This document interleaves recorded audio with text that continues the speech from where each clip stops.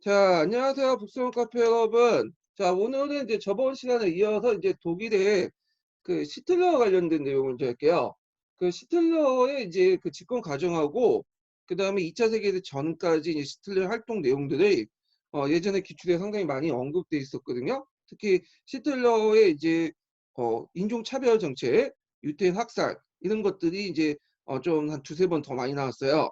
그리고 이제 서강자 요번에 이제 부각이 되고 있죠. 서양사 강자 부분에. 그래서 서양사 강자 부분은 서계보다 그 2차 세계대전 과정이 되게 많이 나오더라고요. 비중도 되게 많이 그 하에서 설명하고 있고요. 그래갖고 시험 문제는 2차 대중 그 2차 세계대전 그 과정 내용은 지금까지 거의 안 나왔어요. 그렇지만 이제 좀 앞으로 나올 것 같아서 제가 이 부분은 좀 약간 서강자 내용을 좀 더 보충을 해가지고 더 이제 자세히 좀 설명을 해드릴게요. 자, 그러면 이제 그 내용을 이제 볼게요. 자, 여기 보면 경기도 합격자 서브 노트 좀 보죠. 457페이지 펴보세요.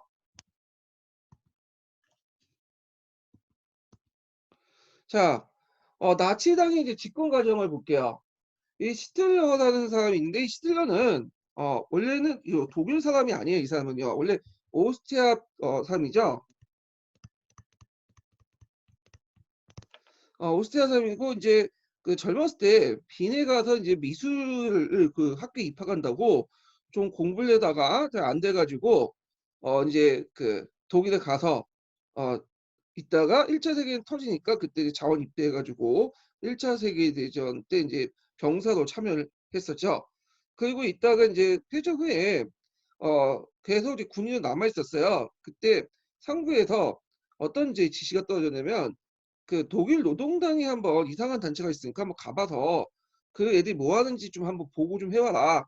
그래갖고 그 보고차 이제 한번 들어가서 이제 집회를 구경을 하고 있었어요. 그러니까 이제 그 내용들이 좀 얘네들이 주장한 내용들이 이제 와 닿아가지고 일단 가입은 했고요. 이때 독일 노동당은 7명의 조그만 구구단체에 불과했어요. 근데 이제 시틀러가 오면서 이제 성장하기 시작하죠. 그리고 나서 국가사회주의 노동당이라는 이제 이름을 바꾸게 돼요. 보통 나치라고 하죠. 나치. 자, 그래서 이제 1921년에 나치스의 지도자가 되고 그리고 나치 행동부대인 SA를 갈색 서치단을 이제 조직을 하게 돼요. 자, 그리고 이제 1923년에 무엔폭동을 일으키죠. 무엔폭동. 예.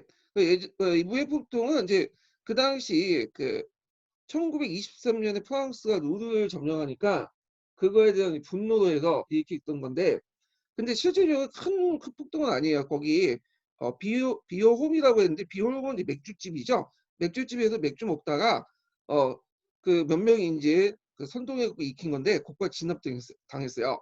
그리고 나서 감옥에 잡혀가지고 복역을 했는데 한 1년 동안 복역을 했을 거예요. 그때 이제 썼던 것이 뭐냐면 그 유명한 나이투쟁이에요. 이 나이투쟁은 예전에 한번 시험 문제 나왔어요. 예. 그래서 그 당시에는 그렇게 잘 안 팔렸어요. 이 나이투쟁이요. 근데 이제 나중에 이게 잘 팔렸죠. 그 시틀러가 집권하고 나서. 그래서 모든 국가 공무원은 이 나이투쟁을 읽어야 되고 모든 국민들도 이 나이투쟁을 이제 필독서 사야 될 만큼 상당히 이제 뭐냐면 잘 팔렸던 책이에요. 나중에 시틀러가 집권하고 나서. 그 이 나이투쟁은 그 당시에 이제 시틀러의 그런 그 어떤 생각을 볼 수 있는데 그 시틀러의 생각이 상당히 이제 나중에 반영이 돼. 아, 그 나이투쟁 그 내용을 좀 보면요. 심화 교재의 내용을 좀 볼게요. 자, 몇 페이지 펴보시면요. 764페이지 펴보세요.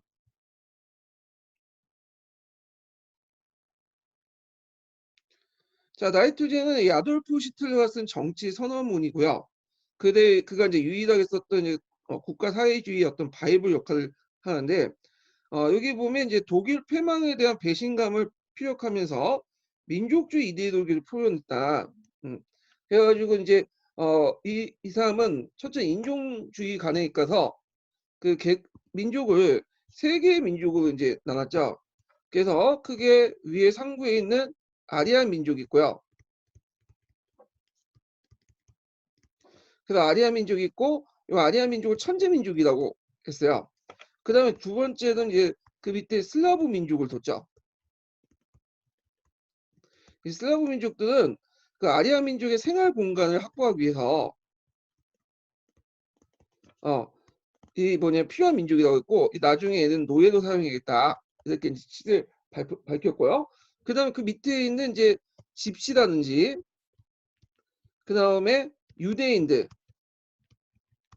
자, 이런 집시와 유대인들 같은 경우에는 불건전한 사회 기생충을 봤어요. 이게 이제 이렇게 주요 내용이거든요. 자, 그 내용을 보면 아리아인들, 이 아리안이라는 말이 이제 그 시험 문제 나오죠. 예전에는 한번 나왔어요. 그 아리아는 그 원래 인류의 문명을 이끌었던 최초의 민족이야. 민족 집단이죠. 이 아리안이. 그래서 이제 이 아리안들이 이제 원래는 인도 유럽 쪽에 있었던 민족이었다가 나중에 다른 민족과 혼혈해서 일본은 좀 타락했다. 뭐 이런 식으로 얘기를 하고 있고요. 그 아리안 민족 중에 제일 순수한 민족이 뭐냐면 게르만족이다. 뭐 이런 식으로 얘기를 해요. 자, 아리아에는 천재 민족으로 그 다음에 유대인은 기생동물로 이제 규정을 했다. 또한 슬라브인과 러시아 마르크스주의자들을 희생시켜서 동유럽의 생존권을 만들어야겠다고 역설을 했고 프랑스의 복수를 다짐하였다. 이렇게 이제 있거든요. 요때 이제 동유럽의 생존권 요 내용 중에 생활 공간을 확보해야 되겠다 이제 주장을 해요. 생활 공간. 그래서 슬라브들이 차지하고 있는 이제 땅들을 확보해서 생활 공간을 확보해야겠다. 그래갖고 이제 나중에 히틀러가 자기 말대로 생활 공간 확보하기 위해 폴란드를 치고 그다음에 소련을 공격하고 그러잖아요. 자, 그다음에 이제 이 히틀러의 이제 나이트쟁은 이제 감옥에 나온 뒤 국가사회주의 운동이라는 이름으로 제2권을 완성했다. 이렇게 이제 있고요. 그래서 이제 이 나이트쟁은 능숙한 성동으로서 초국가 국수주의, 반유대주의, 반민주주의, 반마르크스주의라는 것들의 독일 불만 세력들을 사로잡았다. 이렇게 이제 보시면 될 것 같아요. 자, 그래서 이 내용들 파악을 해두시고요. 잠깐만요.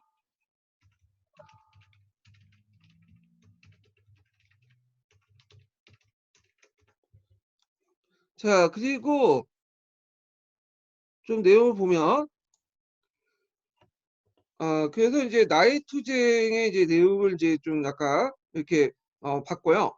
그러면 이제 그 서브노트 이제 좀 다시 할게요. 자, 나치당의 이제 성장 과정을 이제 볼게요. 자, 배경은 나치당의 이제 성장 과정이 되게 경제적인 측면이 되게 강해요.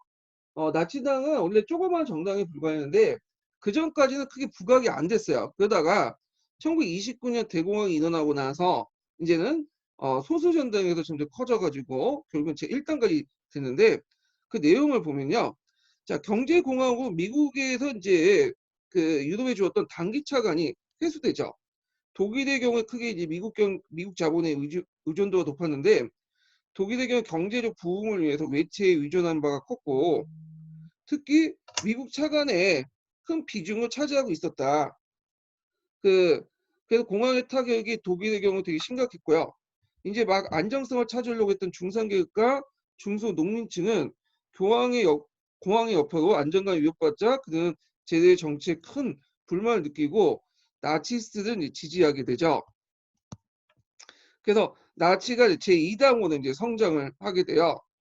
자, 그리고 나서 이제 좀 1년 있다가 이제 1당이 되죠. 자, 나치당의 선전은 주로 중상층을 이제 경향했어요. 왜 중상층을 경향했냐면 되게 사회민주당 같은 경우에는 이제 주로 노동자들이 지지를 했고요.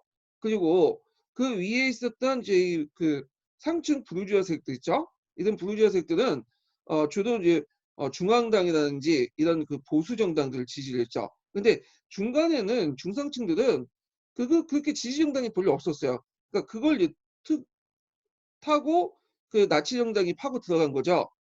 그래서 이제 이들은 이 중상층들의 이제 심리를 파악을 해가지고 이들이 되게 보면 대제벌을 되게 싫어하고 또 사회주의를 별로 안 좋아해요.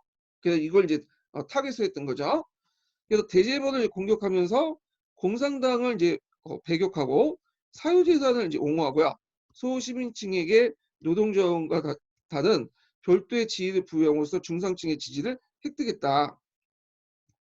그리고 이제 또 적개심을 또 뭐냐면 분노감을 이런 것들 이제 정책 자산으로 또 이용을 했죠. 그 대표적인 반유대주의예요. 이 반유대주의는 특별하게 히틀러만의 어떤 생각은 아니에요. 그 당시에 널리 확산됐던 거고 중세 시대부터 있었어요. 유대인에 대한 인식이 별로 안 좋았어요. 그게 이제 기출 문제도 나왔는데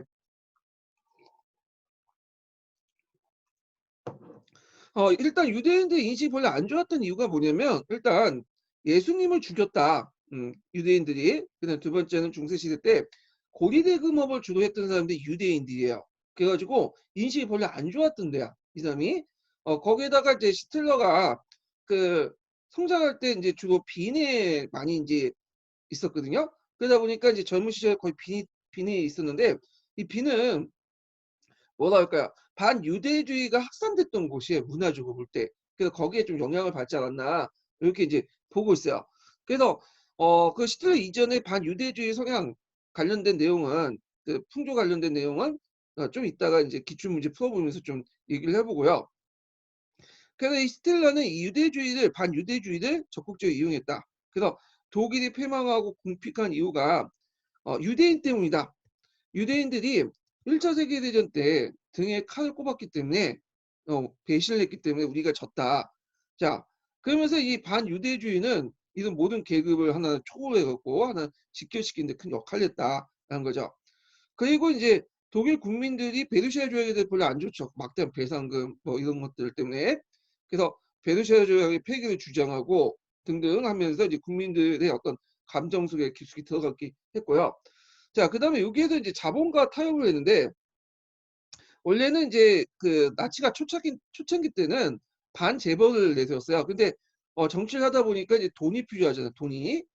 그러니까 이제 재벌가들과 타협을 해갖고 그 당시 이제 뭐냐면 어느 정도 자본가들하고 이제 뭐냐면 어, 협상을 하게 되죠. 그래서 자본가들부터 돈을 받고 그렇게 이제 하게 돼요.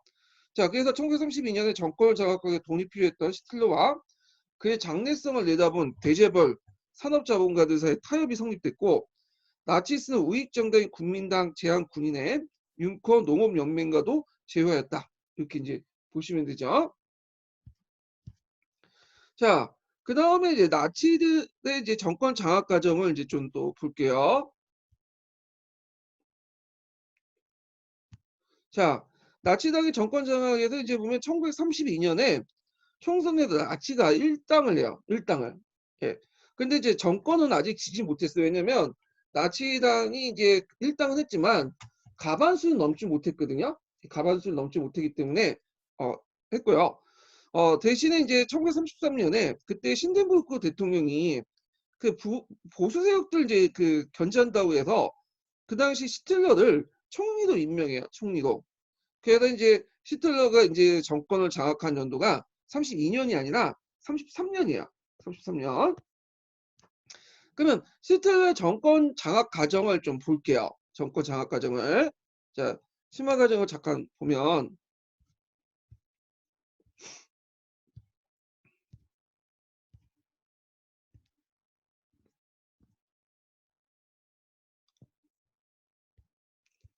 먼저 이제 무슨 행동하냐면 제국의회를 해산하죠.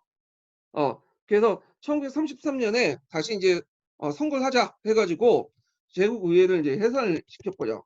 33년에 선거를 목표로 해산시키고 그 다음에 이제 긴급조치라는 걸 발동을 해요.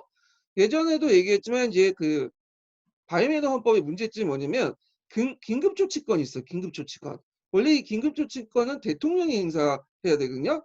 근데 그 당시 대통령은 신덴베르크인데 이 신덴베르크는 좀 그때 나이가 많아가지고 어 오락가락했어요. 이 사람이요. 그래가지고 그 자기의 권한을 거의 그 총리였던 시틀러에게 위임을 하죠. 그 시틀러가 대통령 명령으로 이제 뭐냐면 긴급조치를 하게 돼요. 그래서 뭐 언론, 의사 표현의 자유, 이런 것들 제한하고요. 그다음에 신문과 집회 금지 이런 것들을 이제 하게 되죠. 자, 그래서 이제 있고 그러다가 이제 공산당을 해산시키죠. 국회 방화 사건을 이제 일으켰는데 그 국회 방화 사건 배후에 공산당이 있다. 그래서 공산당을 해산시키고 그리고 나서 또 사회당도 해산시켜요. 사회민주당도. 그리고 이제 투표를 실시하죠. 그래서 이 투표에서 그 당시 그 나치는 1당이 되죠. 1당을 계속 유지해요. 근데 이제 그렇게 큰 뭐냐면 지지는 받지 못했어요. 한 46% 가반수의 지지는 받지 못했거든요. 그렇지만 이제 곧바로 이제 그 나치당이 이제 입법을 통해서 정당을 불법화시켜요. 국회를 해산시키고 그리고 이제 힌덴부르크가 죽으니까 이 사람이 총독과 대통령을 같이 겸하게 돼요. 그래서 총독이라고 부르죠. 그래서 이제 제3제국이 수립됐다. 자, 이 제3제국이라는 것은 이제 1제국은 신성로마 제국이고요. 2제국은 비스마르크 때 실시한 독일 제국. 그리고 나서 이제 자기의 제국을 3제국이라고 불렀어요. 자, 그리고 수권법을 이제 제정했는데, 자, 수권법이라는 건 정부의 독재권과 바이에나 헌법의 기능을 정지를 규정하는데 주 내용은 뭐냐면 행정부가 의회 입법권을 갖는 거야. 의회 입법권. 의회 입법권. 그래서 의회가 원래는 법을 만들어야 되잖아요. 근데 법을 의회에서 만들지 않고 어디에서 만드냐면 행정부에서 만드는 거야. 그래가지고 이제 뭐냐면 의회를 거의 무력화시키고 나중에는 해체를 시켜버리죠. 자, 그런 식으로 해서 이제 뭐냐면 바이메르 공화국을 무너뜨려요. 그래서 시틀러는 이제 합법적인 어떤 선거를 통해서 집권을 했어요. 다른 이제 독재자와 달리 쿠데타라든지 뭐 이렇게 이제 집권한 사람이 아니에요. 자, 그래서 바이메르 헌법을 이용해가지고 이게 집권을 해서 자기가 높은 자리까지 올랐지만 막상 이제 나중에는 수권법을 통해서 바이메르 헌법을 무너뜨렸죠. 그래가지고 이제 이런 식으로 해갖고 정권을 장악을 했다. 이렇게 좀 기억을 해두시면 돼요. 자, 정권을 장악하는 때 이제 수권법을 이용했다는 거, 이걸 이제 좀 기억을 해주시고, 자, 독재 작업을 이제 좀 볼게요. 자, 그 후에 이제 주의회를 이제 해산시키고 주 장관을 그 나치 간부를 파견하고요. 그래서 종전의 지방 자치국가, 연방국가 독일이 일원적인 중앙집권 국가로 변모하게 돼요.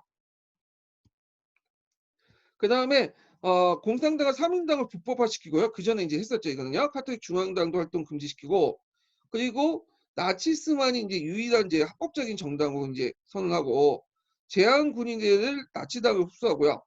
그리고 이제 여기에서 좀 눈여겨볼 게 뭐냐면 초창기 이제 활동했던 SA를 수충을 해버려. 이 SA가 상당히 이제 뭐냐면 그 여러 종류의 사람들로 몰려 있는 그 단체예요. 그리고 이제 폭력도 그 행사하고 그러다 보니까 이제 주변부터 지탄을 많이 받았어. 거기에다 군인들 군부가 불만이 많았어요. SA에 대해서. 그래가지고 그 당시 SA 대신에 뭘 만드냐면 그 SS를 만들어요. 게슈타포라는 걸 만들죠. 예. 그래서 이 게슈타포라는 그 친위 조직을 만들어 가지고 그 SA를 뭐냐면 제거를 해버리죠. 예. 그래서 이제 SA 대신에 SS를 만든다. 그래서 친위 조직이었던 이 게슈타포 산하에는 또 관련된 부대 조직도 있어요. SS는 그러니까 독일 제국 군대 외에도 그 특수하게 히틀러 예속돼 있는 어떤 SA 부대도 있어요. 이게 정예병으로 구성이 되는데 이 SS는 이제 나중에 이제 전쟁 날 때 너무 많은 잔인한 짓을 많이 했기 때문에 만약에 독일 군대 중에 SS가 판명되면 그 당시 연합군도 잡아가고 직접 처분했다고 그래요. 그만큼 악명이 높았다고 한데 자, 이 SS를 이끌었던 사람이 시물려라는 사람이 있어요. 시물려. 뭐 이런 사람들이 이끌었다. 자, 그 다음에 이제 1934년 8월에 신덴베르크의 사망으로 그 권한까지 접수한 시틀러는 이제 대통령을 건마게 되죠. 총독이라는 이름으로 이제 통치하고 그리고 이제 1935년에 누른베르크 법을 만들어요. 누른베르크 법. 이게 이제 예전에 기출문제 나왔던 거죠. 이 누른베르크라는 곳은 어디냐면 이 당시 히틀러 정당대회가 열렸던 곳이에요. 독일 바이에른에 있었던 제2 도시인데 여기에서 매년마다 나치의 정당대회가 열어요. 그래서 이 누른베르크 상징적으로 있는 나치에게 거의 상징적인 도시라고 보시면 돼요. 그리고 이제 이 누른베르크에서 나중에 여기에서 뭐가 있어요? 전범 재판이 일어나죠. 처음에 그건 뭐냐면 이제 히틀러의 어떤 전범 그 처벌을 그 누른베르크에서 했던 거는 뭐냐면 전범 재판을 그 당시 누른베르크에서 히틀러 정당대회가 열었기 때문에 그런 거죠. 나치의 고향이기 때문에 그런 건데, 자, 누른베르크 법은 독일의 피와 명예를 지키는 법과 그다음에 국가시민법, 제국 국적법이라고 하죠. 이 두 개의 법을 합쳐갖고 누른베르크 법이라고 해요. 그래서 그 성황제에 보면 제국 국적법이라는 말이 있어. 제국 국적법 읽다 보면 이 제국 국적법은 누른베르크한 법이라고 보시면 돼요. 거기 속해 있던 법. 그래서 다른 말로는 이제 번역 과정에서 뭐라고 하냐면 국가시민법 이렇게 이제 번역되기도 하는데, 자, 그래서 이 누른베르크 법의 내용을 보면 이게 내용이 시험에 나왔는데요. 유대인의 정의는 어떻게 되냐면 유대인을 그 조부모 중에 한 사람이라도 유대인이면, 그러니까 3대 안에서 2대 안에서 이제 유대인이면 유대인으로 간주한다. 이런 법이 있어요. 자, 요때 유대인이라는 것은 혈통의 의미도 있지만 뭐도 있냐면 유대교를 믿는 사람들이라는 의미도 있어요. 그래서 유대인들 중에 자기 혈통상 유대 쪽하고는 상관없지만 그 조상 중에 일부가 이제 유대교를 믿기 시작하면서 유대교를 또 된 사람도 있거든요. 유대인이요. 자, 이렇게 이제 규정을 했고요. 그래서 유대인들은 독일 시민권을 박탈하고요. 그리고 유대인과 다른 독일 인간의 혼인을 금지하고 교육기관, 은행, 병원 등의 근무는 물론이고 모든 정상적인 활동을 금지하게 돼요. 음. 그래서 이 누른베르크법을 좀 내용 기억을 해두시고요. 그래서 이 법은 나중에 대규모 학살, 홀로코스트의 법적 근거가 되죠. 그러면 여기에서 좀 살펴볼 게 뭐냐면 그 당시 이제 그 히틀러의 그 인종 말살 정책 관련된 내용을 좀 볼게요. 유대인 탄압 관련된 내용이 여기 이제 그 서브노트에서는 별로 이게 잘 안 다루기 때문에 제가 따로 이제 정리를 좀 해드릴게요. 자, 잠깐.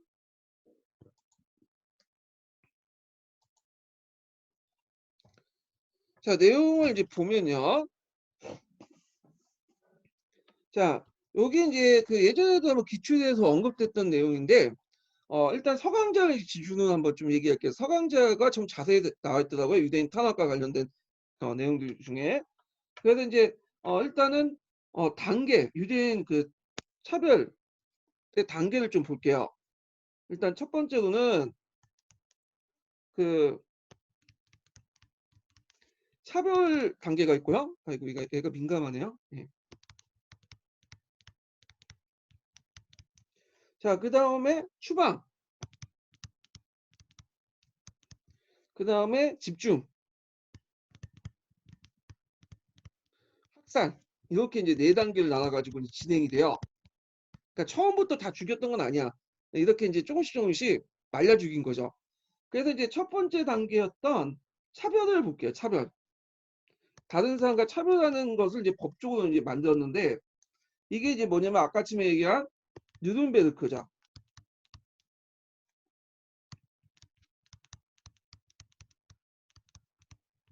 그래서 누른베르크 법을 제정을 했다. 이게 되게 중요한 법이죠. 그래서 꼭 기억을 해두시고요. 그 다음에 이제 그 수정의 방이라는 이제 사건을 일으켜요. 1938년에 있었던 일인데, 그 당시 SS를 동원해 가지고 그 당시 이제 유대인 상가나 은행이나 뭐 이런 것들 다 뭐냐면 그 공격해서 돌격대원들이 그 친위대원이 돌격해서 공격해 갖고 거기에 유리창을 막 깨고 부시고 그러거든요. 그래서 이제 그 유리창이 이제 뭐냐면 달빛에 비쳤다 해갖고 뭐 수정의 방 이렇게 하더라고요. 그래서 유대인들의 어떤 것들을 이제 공격하는 이제 직접적으로 타격하는 그런 이제 사건이 일어나는데 이게 수정의 밤 사건이에요. 자, 그래서 이 수정의 밤 사건 좀 기억을 해두시고요. 그 다음에 추방이야. 이제 차별을 끝나는 게 아니라 추방을 해요. 그래가지고 국내 유대인들 다 추방을 시키죠.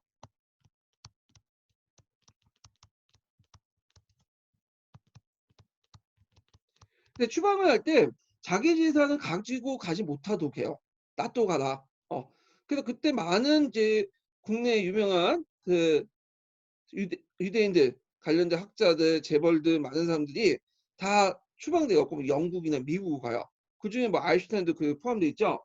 자, 하여튼 추방이 되고 그다음에 이제 전쟁이 시작하자 또 어떤 생각을 갖고 있냐면 마다가스카르 계획을 이제 세요. 예전에 한번 시험 문제 나왔는데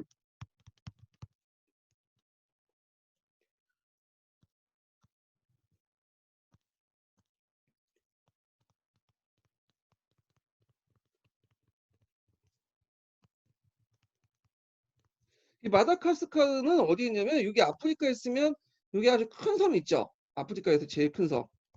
여기가 마다가스카르야. 이게 원래는 프랑스 식민지였거든요. 근데 프랑스가 그 당시 비시 정부 아래 있었어요. 그러니까 이제 여기에서 이제 비시 정부가 이제 프랑스 식민지가 비시 정부 거니까 여기에 실제 독일의 이제 영향력을 행사할 수 있는 곳이죠. 그래서 마다가스카르에 유대인들 수용소를 만들어갖고 집참촌을 만들어서 거기에 그냥 이주시켰다 그런 생각을 가지고 있었나 봐. 그런데 이제 문제는 요 마다가스카르까지 많은 유대인들 태우고 그 이쪽 가려고 하니까 문제는 영국이 문제인 거야. 영국이 수에즈 운하를 장악하고 있고 그다음에 해상권을 장악하고 있죠. 그러니까 거기에 많은 인력을 파견할 수 없는 거, 보낼 수 없는 거죠. 유대인들은. 그래서 실질적으로는 안 됐어요. 이거를 계획이. 그렇지만 예전에 한번 시험문이 나왔기 때문에 좀 기억을 좀 해두세요. 마다가스카르. 자, 그 다음에 이제 집중이죠. 그래서 이 집중은 추방과 함께 같이 이제 이루어졌는데 이 같이 동시에 이루어진 거예요. 자, 이 집중은 뭐냐면 그 예전에 유대인들이 살았던 마을을 게토라고 했어요. 이 게토를 전쟁 기간 동안 만들어 초창기 때는. 그래서 폴란드를 점령할 때는 이들 학살하지 않고 게토에 모여가지고 살기를 했죠. 그래서 천천히 말려 죽이는 방식으로 했고요. 그 다음에 더 나아가서 이제 또 게토 다음에 만든 게 강제 수용소야. 그래서 이제 요 그 집중 단계는 가도기 단계라고 보시면 돼요. 유대인들을 한 곳에 집중시켜가지고 그들 관리하고 천천히 말려주겠다. 자, 이런 단계고요. 전쟁이 본격화되면서 이제 학살 단계로 넘어가요.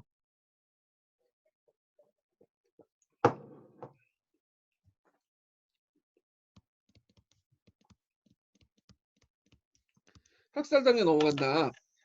그래서 이제 처음에는 거기 서강제에 보면 이제 러시아나 뭐 우크라이나 이런 데 공격할 때 그 유대인들이 많이 살고 있거든요. 그 유대인들 총살을 시켰어요. 총살을. 그래서 땅을 파괴하고 그게 이제 뭐냐면 머리에 이제 총을 갈고 가고 총살을 시켰는데 여기에서 이제 뭐냐면 문제가 생긴 거야. 왜냐면 이 사람들 이제 뭐냐면 그 구덩이에서 묶고 총살을 시켰는데 덮고 이제 여기 이제 그 포커엔 동원해 갖고 이제 땅을 덮으니까 그 뭐냐면 거기에 뭐 기둥 같은 게 사람 기둥 같은 게 나중에 어 보이기 시작해요. 그래서 주변에 그게 알려지게 되니까 이미지가 별로 안 좋잖아요. 거기다 이제 총살시키는 사람, 그러니까 피해자가 아니에요. 가해자가 이 사람을 죽일 때 정신적 고통이 너무 큰 거예요. 그래서 이런 재래식 방법, 총살을 재래식 방법이라고 얘네들이 이 재래식 방법을 좀 개선해보자. 그래가지고 어떤 식으로 개선했냐면 독가스로 죽이자라는 이제 결론이 나요. 독가스. 독가스로 죽이면 그 당시 그 집행관이 상당히 뭐냐 인간적 고민 없이 죽이지 않겠냐 이런 식으로 하죠. 그래서 이걸 근대적 방법이라고 해요. 얘네들 말에 그러면 근대적 방법이라고요. 그래서 근대적 방법을 사용했다. 음. 아이고. 자, 제대식 방법을 포기하고 근대적 방법을 사용했는데 이런 독가스에 의한 이런 유대인의 최종 문제, 유대인 문제 최종 해결을 했던 회의가 있어.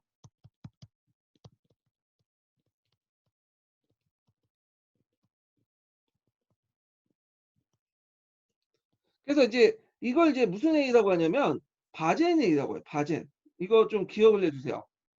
그래갖고 적절하게 문제를 처리하자. 그래서 이제 적절하게 독가스를 이용해 갖고 이들을 죽이자는 이제 결론이 되는데, 이걸 이제 바젠호수 부근에 있는 그곳에서 회의를 이렇게 개최를 했는데, 이 회의가 이제 그 예전에도 한번 시험 문제 나왔던 그 당시 반젠 회의, 반젠 회의라는 거,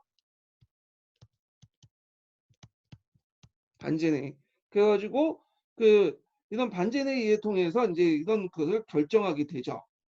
유대인의 어떤 최종 문제 해결자로서 이제 반젠 회의를 해가지고 이렇게 이제 그걸 결정을 하게 돼요. 자, 그래서 이제 요때 여러 명의 이제 유대인들 그 처형할 때 그 실무자들이 참여했는데, 그 중에 이제 대표적인 사람이 요번에 시험 문제 나왔던 아돌프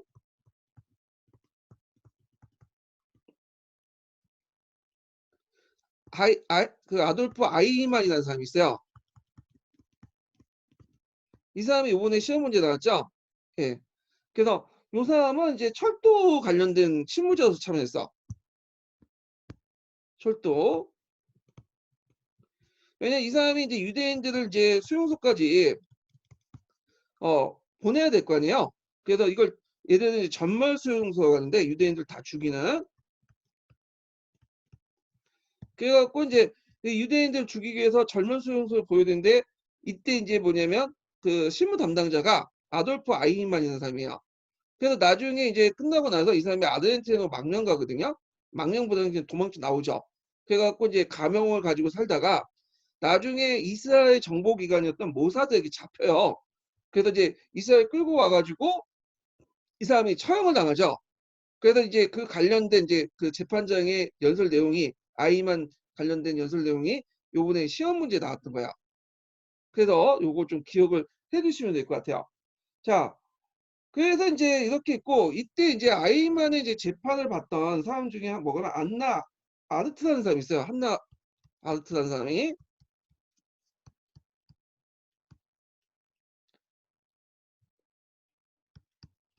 자, 이 한나 아르트라는 사람이 이제 유명한 말을 했는데, 그 예루살렘의 아이만은 그 책을 써서 악의 평범성이라는 책을 악의 평범성이라는 개념을 제시했죠. 그러니까 악이라는 것이 진짜 그 연쇄 살인마처럼 이렇게 악인만 저지르는 게 아니라 우리가 일상적으로 이제 알고 있는 사람도 저질 수 있다. 그래서 아이만 같은 경우에는 연쇄 살인범은 아니, 자기가 직접 사람을 죽인 건 아니죠. 그렇지만 이제 그 주변에서는 또 뭐냐면 또 평판도 좋았고요. 예. 그런데 이제 일산 조직에 들어가면 이 조직 자체의 추구하는 목적이 다르기 때문에, 그 방향이 옳지 않기 때문에 이 사람은 그 조직에서 열심히 성실하게 일을 했다고 하지만 조직 자체가 이제 나치란 조직 자체가 방향성이 안 좋잖아요. 근데 그걸 반성 없이 이게 뭐냐면 기계 소모품처럼 이렇게 자기가 들어가서 행동을 했던 것이 결국에 많은 이제 사람을 더 죽였다. 그래서 이 악이라는 것이 우리가 얘기처럼 뭐 어떤 특정한 사람들에만 집중된 게 아니라 일상생활에서도 그게 내재돼 있다. 이렇게 이제 주장한 거야. 그래서 조직의 어떤 목적이나 추구에 그냥 맹목적으로 이렇게 수용해서 따르는 그런 행위를 비판했던 거죠. 자, 하여튼 이렇게 이제 아돌프 아이만 내용 예전에 한번 시험 문제 나왔으니까 좀 기억을 해두시고요.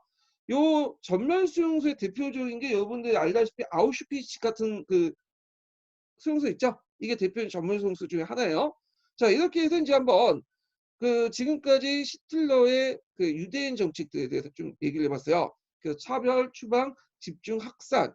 그래서 차별, 그다음 추방과 집중, 학살. 그래서 처음엔 총살형이었다가 나중에 독가스로 이렇게 했다.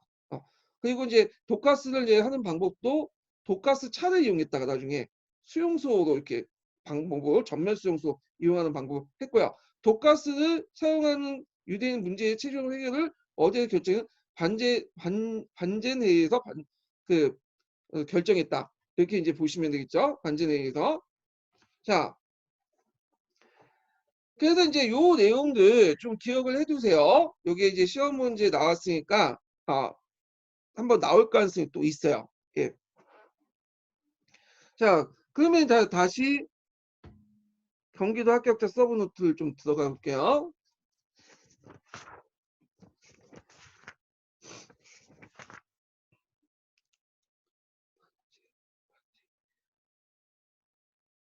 이거를 제가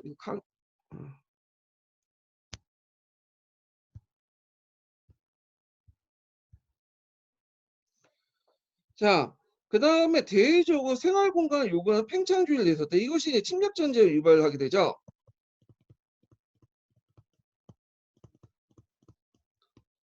그리고 대내적으로 모든 경제 활동과 국민의 일상생활을 통제를 하기 시작했는데요. 1933년에 노동조합을 다음에는 고용주협회를 해산하고요. 이를 대신해서 나치스의 노동전선이라는 걸 결성해요.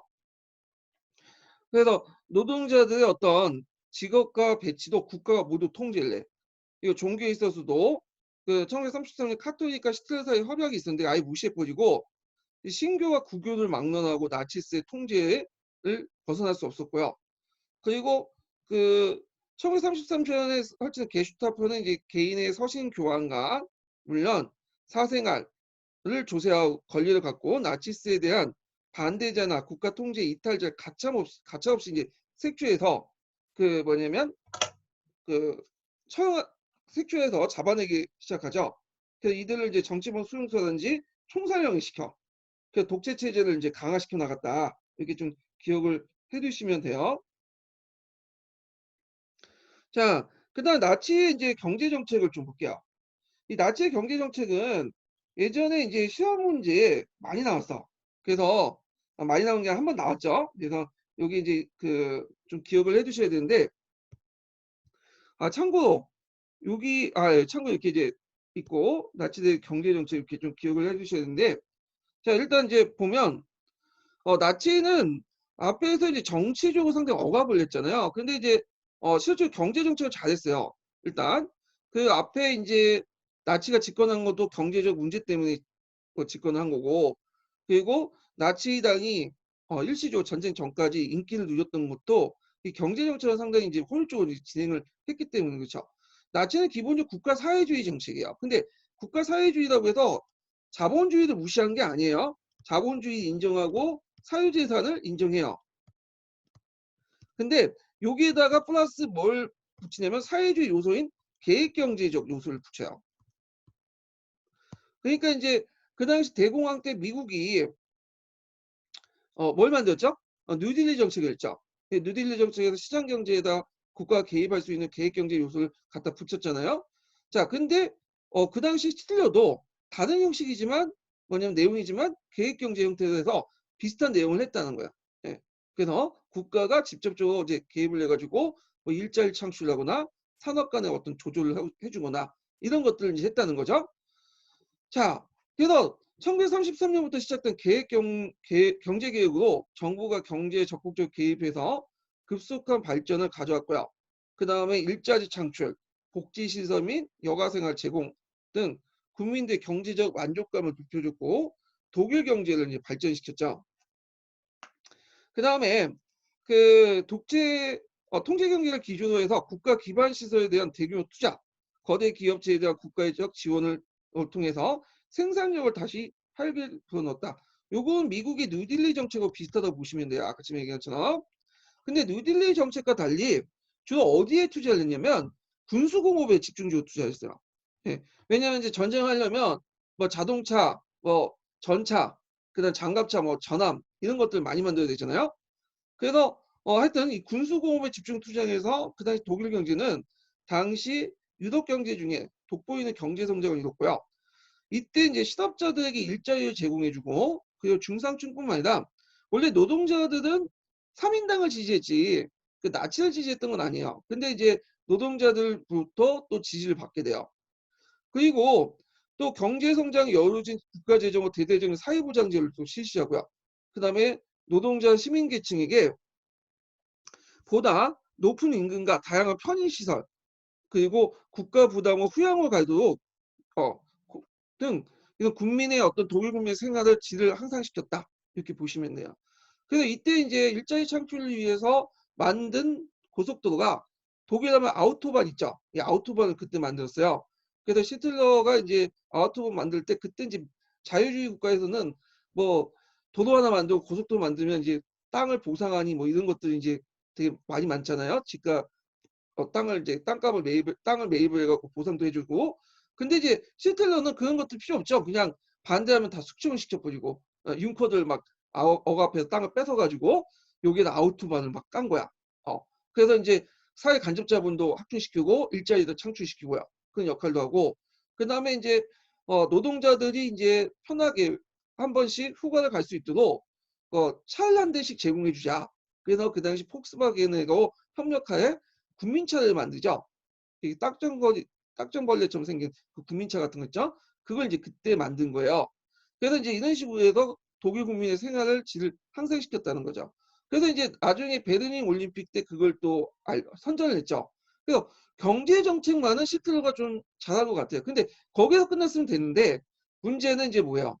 반유대주의 정책, 그 침략 정책 때문에 이제 시틀러가 이제 뭐냐면 몰락을 하게 되죠. 자, 그래서 이제 요 내용들 좀 기억을 해두시고 제가 좀 아까 설명을 좀 잘못한 게 뭐냐면 그 SS를 제가 비밀 게슈타포라고 얘기했는데 SS하고 게슈타포는 달라요. 예, SS는 친위 그 군대고 그 게슈타포는 비밀 경찰이에요. 그래서 좀 구별해서 좀 파악을 해두시고요. 자, 그 다음에 이제 제국주의의 어떤 강화와 침략 전쟁을 볼게요. 자, 잠깐만요.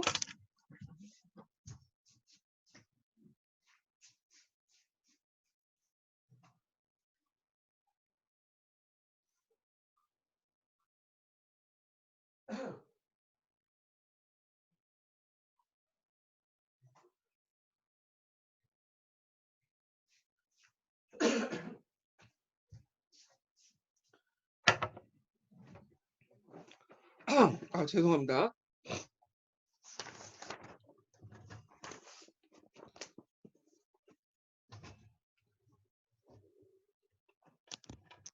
자, 여기 이제 보면 이제 제국주의 침략 정책과 관련된 내용 보면 일제가 이제 만주 침략을 하죠. 이 만주 사변은 예전에 마찬가지로 몇 년에 일어났어요?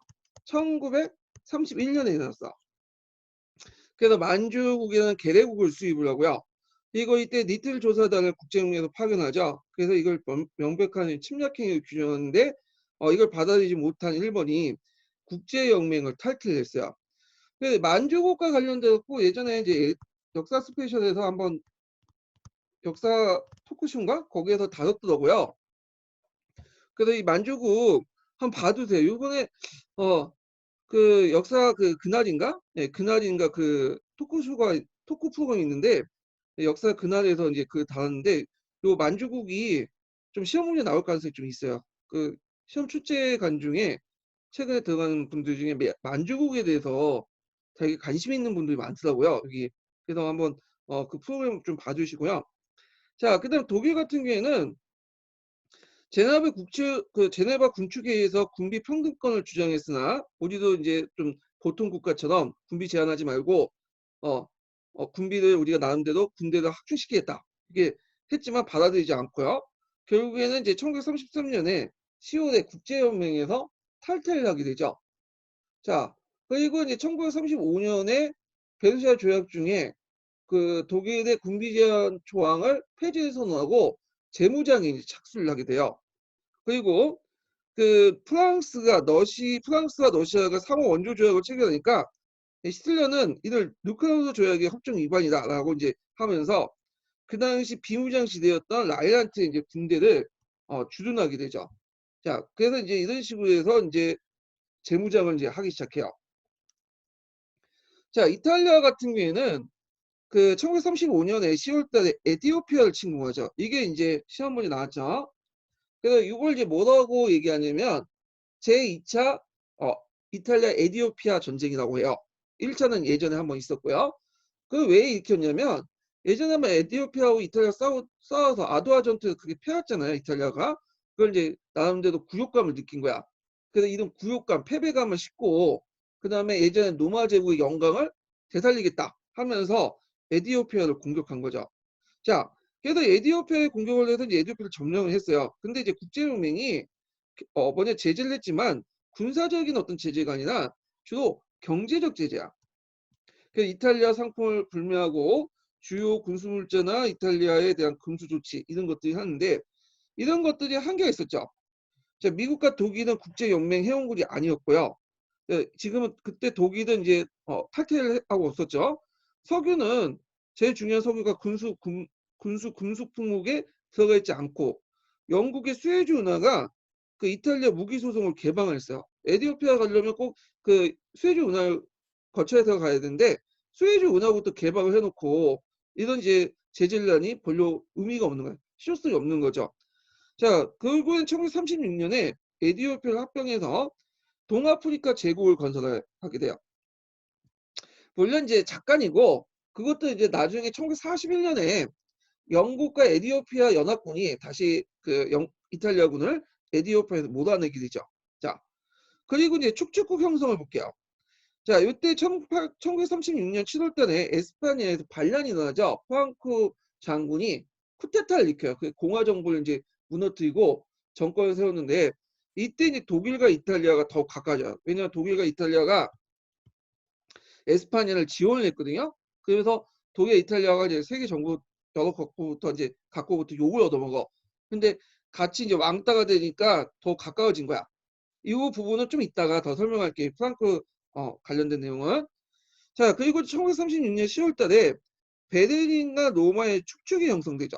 축축이라는 것은 정치나 권력의 중심을 이제 축축이라고 해요. 이게 무솔리니 말했던 건데, 자, 그래서 베를린과 로마, 그러니까 시틀러와 무솔리니 간의 어떤 축축이 형성되고, 협정을 맺혀지고, 그리고 독일과 일본과의 방공협정을 또 맺게 돼요. 러시아를 겨냥해서요. 그러니까 1937년에는 거기에 이탈리아까지 들어가죠. 그래서 독일, 그 다음에 일본, 이탈리아 방공협정을 맺게 되죠. 그리고 그걸 기반으로 해가지고 이제 뒤에 좀 나오긴 하지만 이게 1940년에 독일, 일본, 이탈리아 간에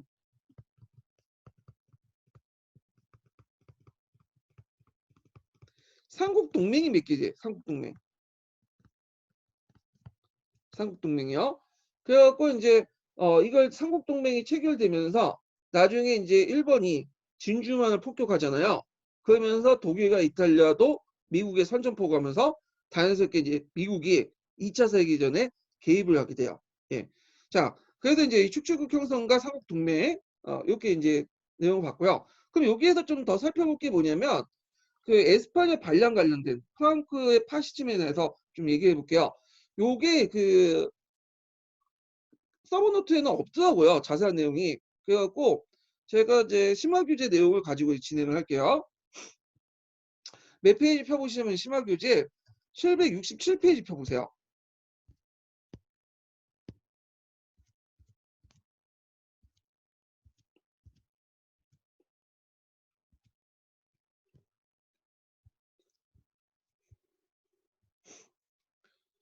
자, 여기 보면 이제 20세기 에스파냐 상황이 나오는데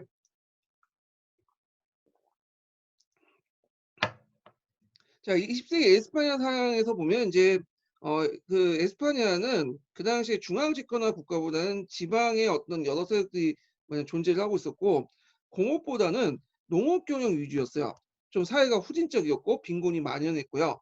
그 과정에서 양대 세력이 이제 성장하고 있었죠. 하나는 그 당시 카톨릭 교회가 지주들과 연합을 해가지고 자유주의 투쟁하면서 이제 성장을 하고 있었죠.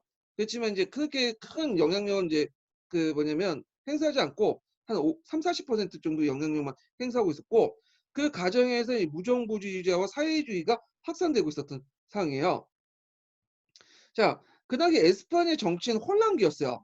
그래갖고 라베나 장군이 이제 쿠데타 집권했다가 다시 지방선거에서 공화파가 승리하고 국왕이 해외 망명에서 왕족이 끝나고 공화헌법이 또 마련하죠. 그 공화주의자가 정권을 뭐냐면 장악을 하고 있었고요.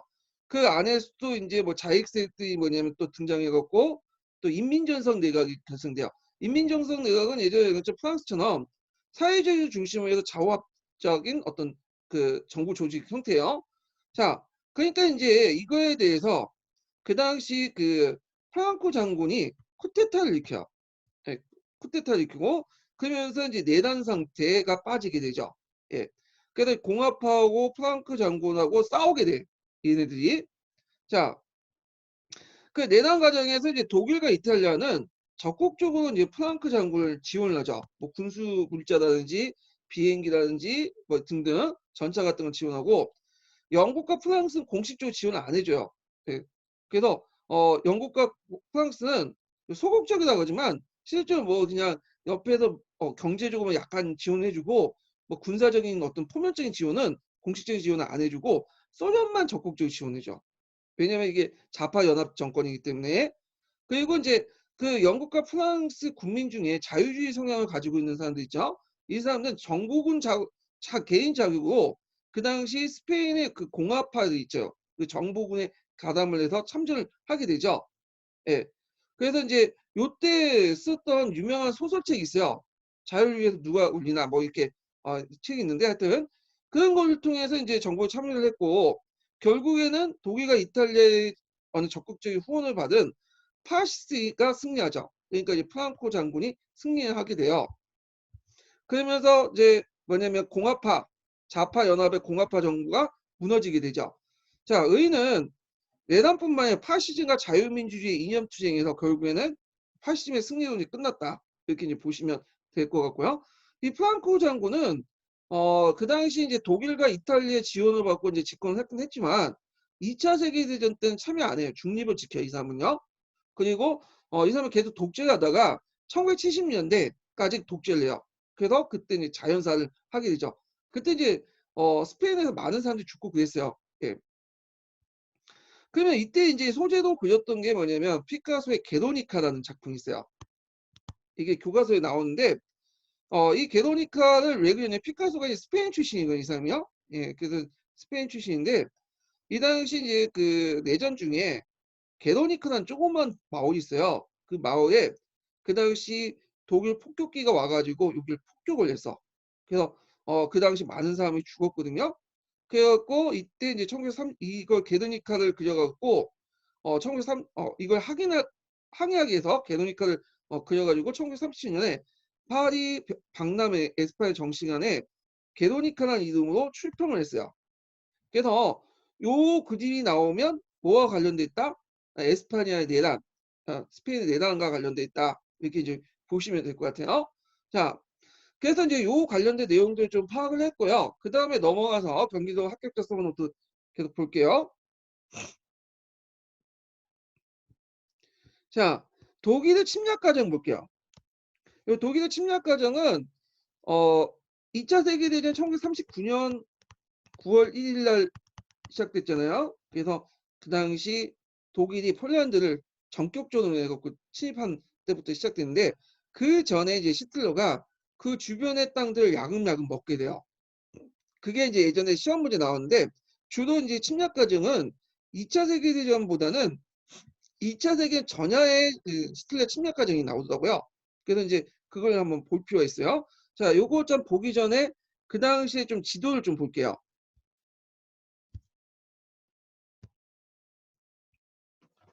자, 여기 지도에 보면 이제 그 당시에 지도를 좀 보면요. 자, 여기 보면 독일이 있죠. 독일 보면 여기 단지니가 있어요. 단지니. 단지. 이 단지니는 독일이 90%가 살고 있는 거야. 이게 원래 독일 영토인데 이 당시 폴란드가 밖으로 못 나가니까 이 단지에 막혀갖고 여기를 자유시로 만들었어요. 근데 많은 권한을 누가 갖고 있냐면 폴란드가 갖고 있어요. 실질적으로는. 그래서 폴란드가 밖으로 나갈 수 있도록 바다 쪽으로 나갈 수 있도록 이렇게 단지를 자유시로 만들었고요. 그 다음에 여기 주치인 부분 있죠? 여기가 뭐냐면 슈텐트예요. 예전에 시험 문제 나왔죠? 슈텐트랜드라고 하죠 또. 그래서 이 지역은 독일인이 많이 거주하는 지역이에요. 근데 문제는 이 지역이 그 당시 독일이 많이 거주하는데 불구하고 누가 소유하고 있었냐? 체코슬라바키아가 소유하고 있었어. 그래서 이 지역이 좀 문제가 있었던 지역이죠. 그 다음에 여기 보면 이제 라이란트나 지역 있죠? 비무장지대 이 부분 있고 그 다음에 여기 이제 여기에서 이제 단지니하고 요 중간에 이 지역을 폴란드의 해당이라고 해요. 이 폴란드 해당은 베르링에서 독일 본토에서 이 동프레션을 연결한 거예요. 땅이 떨어져 있으니까. 그래서 이 지역도 이제 나중에 또 문제가 되죠. 자, 그 다음에 이 오스트리아라는 지역이 있는데 이 오스트리아는 예전에는 거대한 제국이었죠. 그렇지만 지금은 조그만 독립국에 불과했고요. 그 당시에는. 그리고 여기 오스트리아는 거의 대부분 독일인이에요. 그리고 시틀러의 원래 고향은 오스트리아였어요. 오스트리아와 독일의 국경 그 마을에서 태어났던 사람이거든요.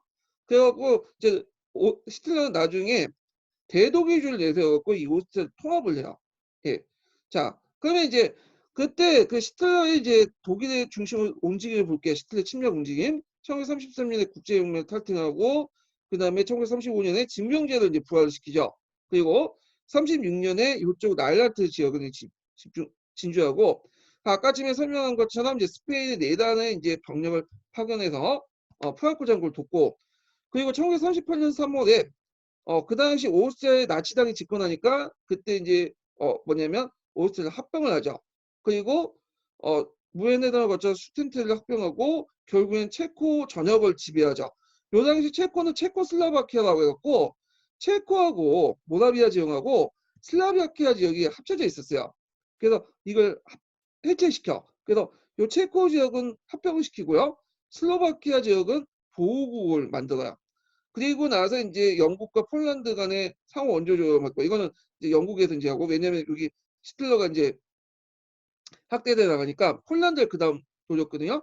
결국 이제 그 독일은 침략 전쟁을 대비해서 이제 소련하고 이제 협력할 필요가 있었고 동서 불가침 조약을 맺고요. 결국엔 1939년 9월 1일 날 폴란드를 침공하죠. 그리고 나서 영국과 프랑스가 독일에 이제 선전포고하면서 2차 세계대전이 시작된 거야. 그러니까 여기부터 해서 뭐 여기까지 가정 내용들 예전에 시험 문제 자주 나오는 부분이니까 요 구체 내용을 이제 파악을 해두시는 게 좋을 것 같아요. 자, 그러면 이제 내용을 더 보자. 합격자 서브노트. 자, 일단은 이제 침략 과정을 보면 1938년에 오스트리아 합병하죠. 대독일주를 내세워서 오스트리아 나치당이 집권하니까 합병을 시켜보죠. 그리고 체코의 슈텐데 지역을 요구하죠. 아까 이제 보여줬던 지역. 그래서 번게르만주의를 내세워서 그 당시 독일이 90% 살고 있으니까 이 땅을 요구해라. 당연히 체코는 거부하겠죠. 그러니까 이제 전쟁 기미가 나니까 그 당시 영국, 프랑스, 이탈리아, 독일 이 나라들이 들어온 거야. 영국과 프랑스가 이제 주재로 해갖고 그래서 이제 영국은 그 당시 챔버린 수상이었고요. 프랑스는 달랭디에 그 다음에 이탈리아는 무솔린, 독일은 히틀러 이 사람이 4명 모여가지고 얘기를 했어. 그래서 합의를 봤죠. 자, 더 이상 영토 요구를 하지 않겠다. 슈텐트를 대신 독일에 넘겨주고 체코를 보존해달라.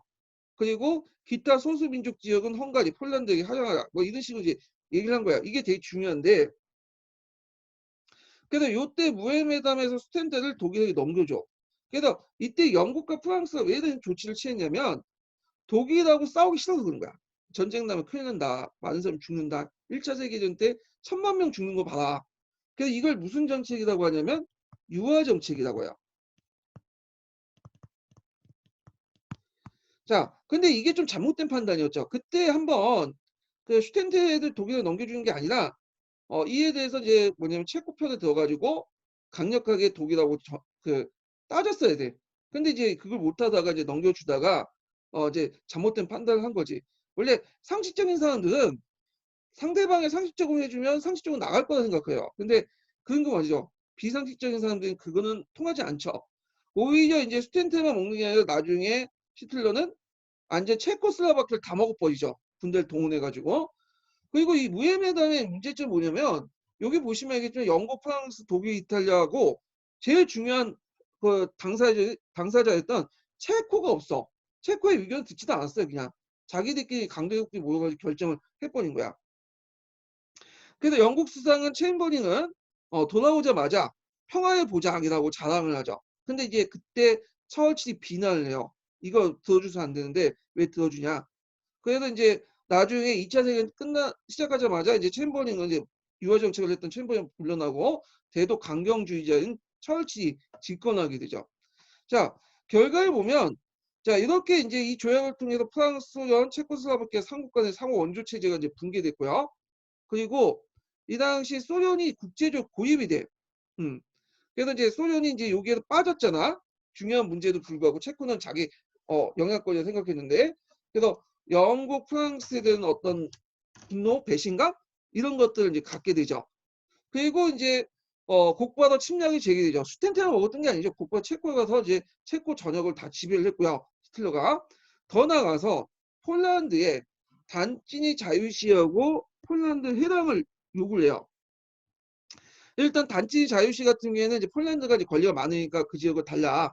여기까지는 제가 좀 이해는 돼요. 왜냐면 이 지역은 90%가 독일인 지역이거든요. 근데 문제는 폴란드 해당을 이제 그 관련된 문제야.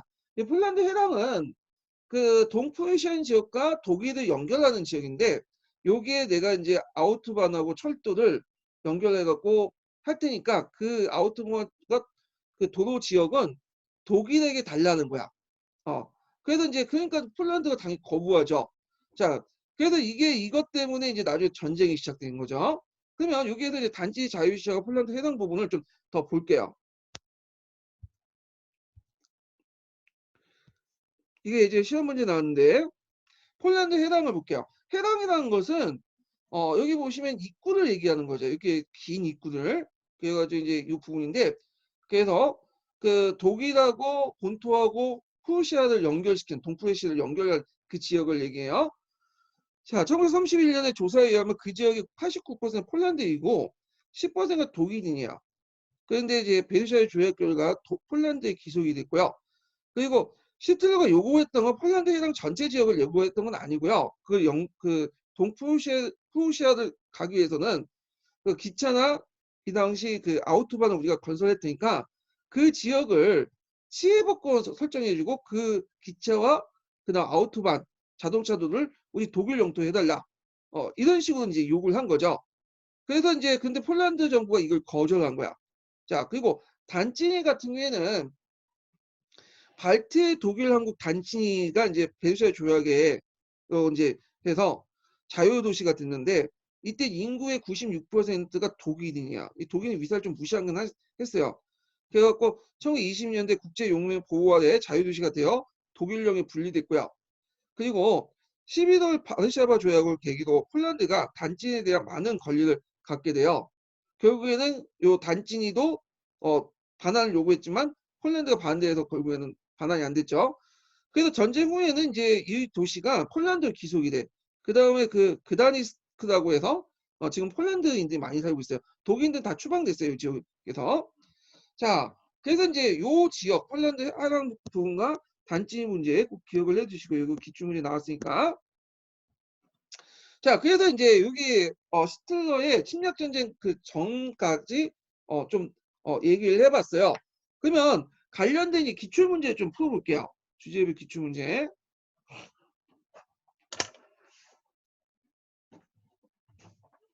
자, 몇 페이지 펴보시냐면 270페이지 펴보세요. 270페이지.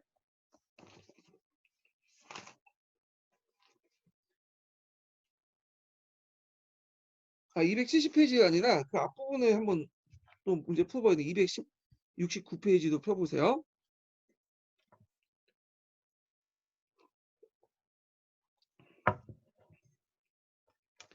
자, 다음 자료는 1925년에서 26년 발간한 정치 지도자의 저술 중 일부다.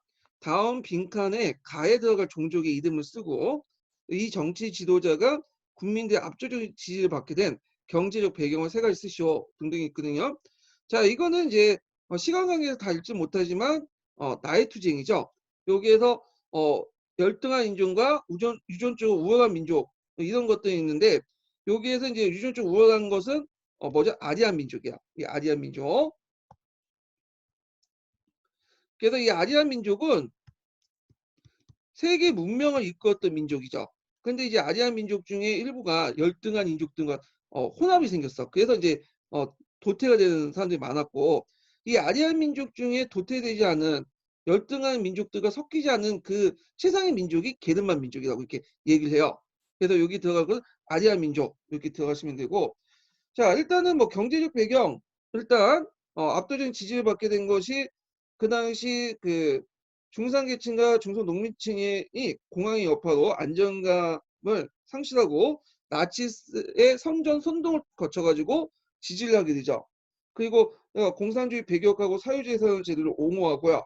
그리고 경제개혁과 독일 산업을 발전하고 실업자 구제 같은 정책들을 하면서 뭐냐면 지지를 받게 돼요. 예. 그래서 요런 내용들 같이 기억을 해 두시고요. 3번 문제 볼게요. 자, 밑줄친 이들에 대한 서술로 옳지 않은 것은 중세 유럽의 기독교 세계에서는 이들은 기독교의 적대자, 적 그리스도교, 뭐 제의적 살인자, 우물에 독을 탄 자, 성체를 모독한 자, 세계 지배를 도모한 자, 고리대금업자도 이제 묘사했다. 자, 여기에서 이제 딱 대충 알죠. 이들은 뭐예요? 유대인들이에요. 유대인들. 유대인들은 중세 시대부터 그렇게 별로 안 좋았어요. 그래갖고 우물에 독을 타고 고리대금자 이건 다 헛소문이죠. 이거는 만드는 가짜 뉴스인데 여기 고리대금업자는 이제 그 당시 유대인들이 주로 고리대금을 하게 되는데 그것도 하고 싶어서 한 것도 아니고 왜냐면 유대인들 땅을 소유하지 못했잖아요. 근데 어쩔 수 없이 고리대금이나 금융업을 이제 종사를 했는데 이런 것 때문에 이제 상당히 보려면 반유대주의가 확산되고 있었다는 거죠. 그래서 심지어는 그 마르틴 뉴턴 같은 사람도 그 뭐냐 다른 데서는 다 간용을 외치지만 예의가 있었어. 유대인은 안 돼. 어. 그래서 그 마르틴 루터가 썼던 책 중에 유대인과 그들의 거짓말에 대해서 이런 책이 있는데 그래서 이제 요 내용은 유대인과 유대인들의 그 성전을 다 불태워 없애야 되고 그리고 그들을 다 죽여야 된다. 뭐 이런 식의 내용이 있어. 이게 하나님의 영광을 드러내야 된다. 그래서 이걸 하면서 간용을 주장했다? 이미 답이 나왔죠. 이거 너무 그 문제는 어려웠는데 이 오답에서 너무 쉽게 노출시켰어요. 유대인과 그들의 거짓말에 관해서 해석은 강용이 나올 수가 없지. 얘네들 거짓말쟁이니까 당연히 죽여야죠. 간용의 대상에 제외시켰죠. 답이 1번이에요. 금방 나오고. 자, 프랑스 혁명의 제형 국민회에서는 유대인들에게 시민권을 부여하자 해갖고 시민권을 부여했다. 예. 그래서 요거는 맞고요. 그냥 19세기 말에 이제 러시아의 폴그롬이라는 게 있었어요. 그, 그 알렉산더 2세가 이제 암살 당하잖아요. 그러니까 정부에서는 유대인을 속죄형으로 삼아가지고 그 당시 반유대의 정책을 공식화시켜요. 그래서 1881년에서 1882년 때에 그 당시 5만 명에서 6만 명 가량의 유대인들을 러시아에 추방한 사건이 있거든요. 이걸 폴그롬이라고 하는데 이게 희생자였다. 이게 맞아요. 참고로 그 당시에 유대인들은 러시아에도 많이 살았어요. 동유럽의 중심에서 러시아에 많이 살았는데 이 러시아에서도 유대인들 별로 안 좋아했어. 유대인 맨날 박해하고 그 다음에 이제 스탈린도 그 유대인들을 이제 뭐냐면 이주 제한을 하고 금지시키고 그랬던 거야. 근데 이제 뭐냐면 대규모 학살을 하진 않지만 유대인에 대한 어떤 뭐냐면 감정 별로 안 좋았다. 이렇게 기억을 해두시면 돼요. 그 다음에 영국은 1917년 벨푸어 선언을 통해서 이들의 국가 건설을 약속했다. 그 당시 이제 그 아서 제임스 벨푸어가 그나 유대인 어떤 공동체 건설하고 있는 그 사람에게 편지를 써가지고 유대인들 국가를 건설해주겠다 이런 식으로 이제 약속을 한 거죠. 예. 그때 이제 그 유대인의 그 국가 공동체를 건설하려고 했던 사람이 그 누구냐면 이름을 까먹었는데 이 사람이 로스차일드 가문 출신이에요. 로스차일드 가문은 지금도 그렇지만 대단한 금융 가문이죠. 예. 그래서 그들의 그런 돈을 지원을 받으려고 이제 그런 했고 또 한편으로는 또 뭐냐면 맥마운 선언을 공포해가지고 그 당시 팔레스타인의 이제 아랍인들에게 너희들도 뭐냐면 독립을 시켜주겠다. 우리 지원해달라. 이게 양면적인 약속을 해놨죠. 그래놓고는 영국과 프랑스가 미실 협정을 맺어갖고 사이코스 피코 조약을 해서 아예 자기의 이제 중동 지역의 세력을 나눠 가졌죠. 그러니까 영국은 그 당시 그 유대인이든 팔레스타인이든 그 지역에 독립국가 세우는 걸 원하지 않았던 거예요.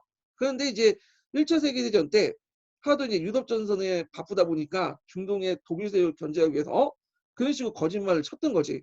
예. 자, 하여튼 이 벨포어 선언은 이제 나중에 뒤에 좀 더 얘기하고요. 유대인과 관련된 내용이 맞죠. 자, 그다음에 그 1940년 반젠 회의에서 요거 외워두셔야죠. 반제 회의에서 이들의 문제에 대한 최종 해결을 했다. 유대인 문제에 대한 최종 해결 어떤 식으로? 그 당시 근대 과학의 산물이었던 독가스를 이용해서 죽이자. 이렇게 이제 결정을 했죠. 그래서 독가스를 이제 통해서 죽이는 방법을 했는데 처음에는 차로 이용했다. 독가스 차로 이용했다가 전면 수용소를 만들어가지고 유대인을 이제 보내서 대규모 인종 학살을 하는 그런 이제 참상을 빚게 되죠. 자, 그래서 답이 1번과 관련된 내용이니까 좀 기억을 해주시고요. 자, 4번을 볼게요. 다음 지도를 보고 제2차 세계대전의 발발을 계기로 된 도시 가와 그다음에 그 밑줄 친 지역 나를 쓰고 요 지역 그다음 보기를 모두 이용해요. 1938년 39년까지 유럽의 제2차 세계대전 발발 과정을 쓰시오. 이렇게 있거든요. 일단은 가는 이제 뭐냐면 단진이죠. 단진이. 그다음에 나는 슈텐텐이죠. 이걸 또 독일어 주텐텐랜드라고 하더라고요. 포기법은 그러니까 좀 보시면 될 것 같고요. 자, 여기에서 이제 복이라는 단서를 줬어요. 뭐 유화 정체, 무해해당, 폴란드 해당, 동서 불가침 조약 이런 것들 이용을 해야 돼. 그래서 이걸 제가 이제 거기에 그 답안에 자세히 실어놨거든요. 그래서 유화 정책은 무해해당하고 연결해 갖고 이제 쓰시면 되겠죠. 영국과 프랑스의 유화 정책 그리고 폴란드 해당은 그 당시 그 폴란드 침공한 명분으로서 이게 요구를 했던 거죠. 폴란드 해당과 단체를 달라. 그러니까 이제 이걸 거부를 했고 그래서 동서 불가침 조약은 그 전에 독일과 소련의 불가침 조약 관련된 내용이죠. 자, 보니까 제가 동서 불가침 조약을 안 했네요. 이건 좀 뒤에 좀 할게요. 자, 그래서 이제 이렇게 이제 했다. 좀 기억을 하시면 되고요. 그 다음에 뒤에 넘어가서 5번을 볼게요. 5번.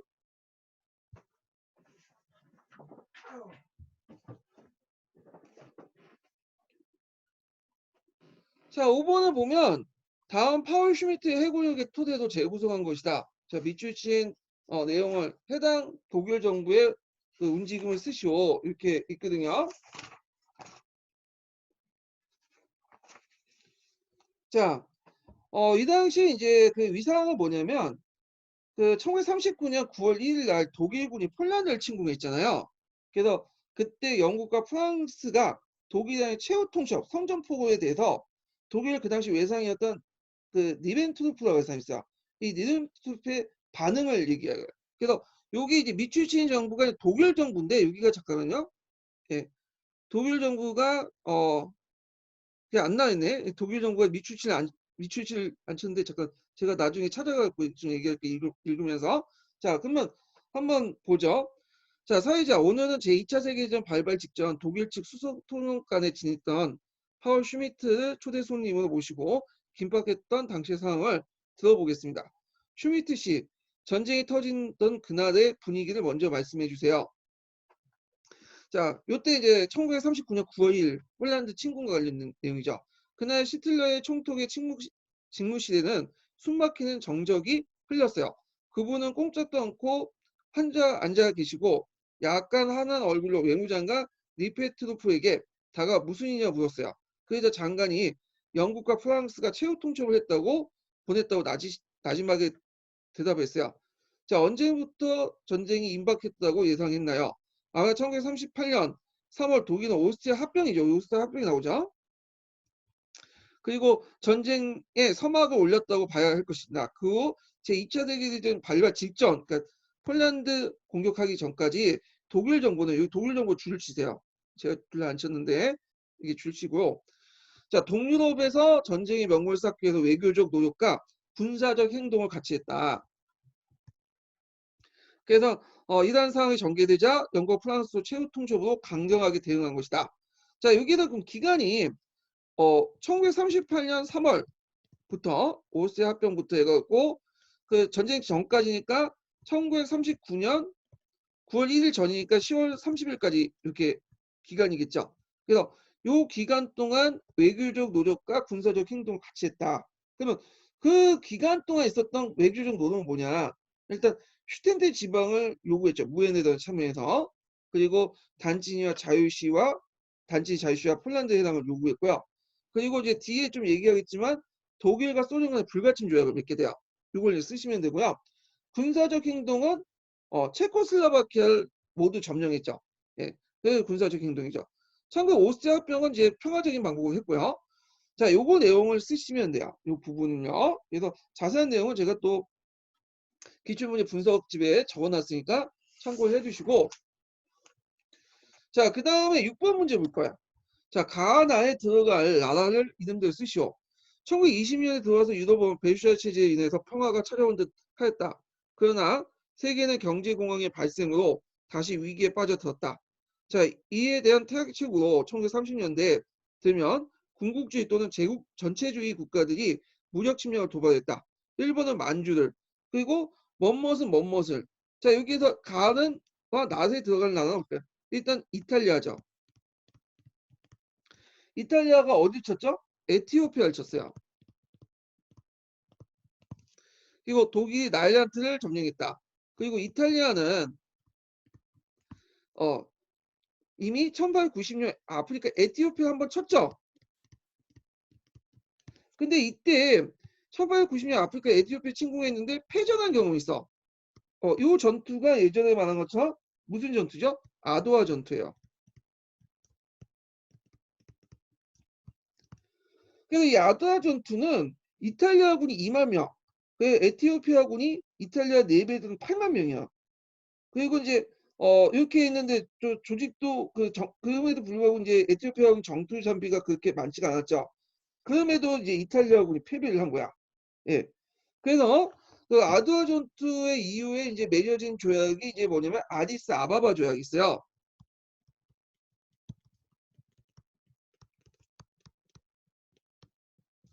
에티오피아의 수도죠. 이 조약을 통해서 결국에는 에티오피아 독립을 인정하죠. 그리고 이탈리아가 점령하고 있는 영토를 반환하고 배상금도 지불하고요. 그래서 이 조약을 계기로 해서 이탈리아가 에티오피아 전체를 보고 만들던 걸 포기하게 돼요. 예. 자, 근데 이후에 이제 또 전쟁이 시작된 거야. 히틀러 그 당시 무솔리니 쳐들어왔죠. 그 로마 제국 영광을 구현하고 그 예전의 패전을 선역하겠다. 그래서 결국에 점령을 하게 된 거죠. 그 로마 제국의 부활을 주장한 무솔리니를 중심한 파시스트들이 그때 굴욕을 싣고 자국의 경제적 이익을 극복하기 위해서 침략 전쟁을 했던 거다. 이렇게 이제 그런데 여기 한번 시험 문제 나왔기 때문에 요것도 나올 수 있어요. 제2차 이탈리아 에티오피아 전쟁 외에도 제2차 그러니까 제2차 그거 외에도 제1차도 나올 수 있죠. 1896년에 전쟁 내용도 나올 수 있으니까 이것도 파악을 좀 해두시는 게 좋을 것 같아요. 자, 그래서 있고요. 그 뒤에 또 한 문제 있긴 하는데 이거는 이제 19년도 문제인데 이 누른베르크 그 전범 재판과 관련된 내용도 있기 때문에 이거는 그때 한번 같이 또 살펴보고 풀어보기도 하고 좀 쉬었다가 그 2차 세계대전 관련된 내용을 이제 본격적으로 시작을 할게요.